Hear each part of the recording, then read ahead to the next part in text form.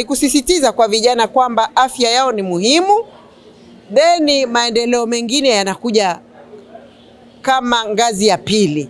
Kwa hiyo ni kuandaa vijana wanapokazana na hatua za maisha, tunasema kuhangaika na maisha, wasisahau afya yao.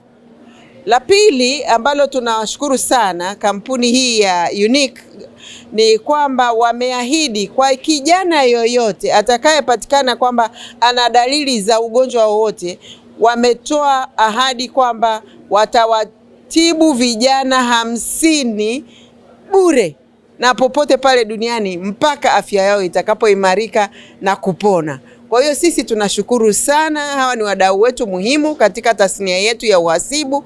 Unaona kama wahasibu tunafanya mambo mengi, sio tu masuala ya hesabu. Tunakwenda kwenye kumjali mtu, tunakwenda kwenye kujali maisha ya vijana.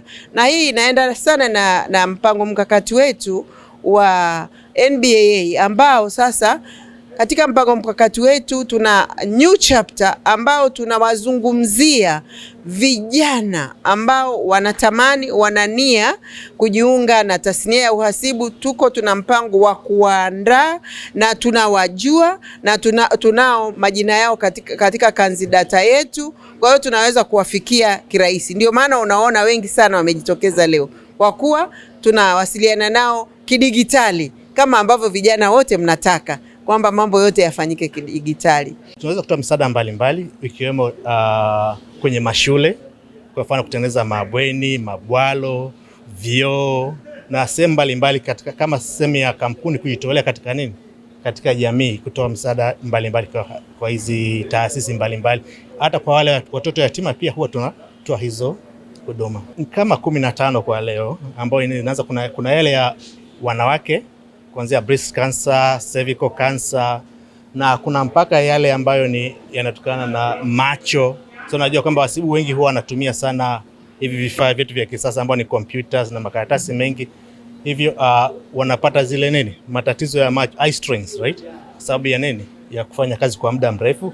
Kwa hivyo ni baadhi ya vipimo ambavyo tunawapima ili tuweze kuwasaidia wao katika shughuli zao za kila siku. Naona hichi kitu kina umuhimu kwa sababu tunatakiwa kujua afya zetu.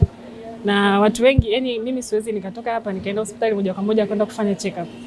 Lakini ya kuja hapa sehemu yetu tunasema CPA inatusaidia sisi ili kuweza kujua afya zetu, kujua tunaendeleaje. Kwanza nimeona watu wengi huwa hawafanyi check up. Ndio maana mwitikio umekuwa mkubwa. Watu wengi wameweza kuja na check up niliyofanya, nimegundua wapi kuna shida, wapi hamna shida, kwa inanipa confidence. Hizi ni nzuri, inaendelea vizuri na tusaidia wanafunzi kujua afya zetu na kurekebisha afya zetu. Actually huwa sishiriki mara kwa mara. Nimekuja kushiriki kwa sababu ya jumuiko kama hili, lakini tunawashauri watu wao wanashiriki kwa sababu tumeelezewa umuhimu wa kufanya regular check-up za afya zetu ili tuweze kuwa sawa kiafya. Nimekipokea vizuri na ujumbe kwa taasisi zingine na zijitahidi na zenyewe kushiriki corporate social responsibility kama hizi iliyofanywa na Unique Financial Services. This is done in collaboration with the National Board of Accountants and Auditors. We have got a qualified team of doctors and professionals from Aga Khan Hospital who will be doing the screening.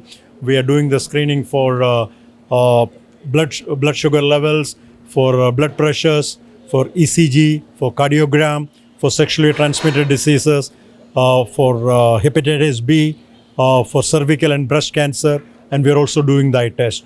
And every student who is detected with a problem, Unique is undertaking to treat them and bring them back to the normal life.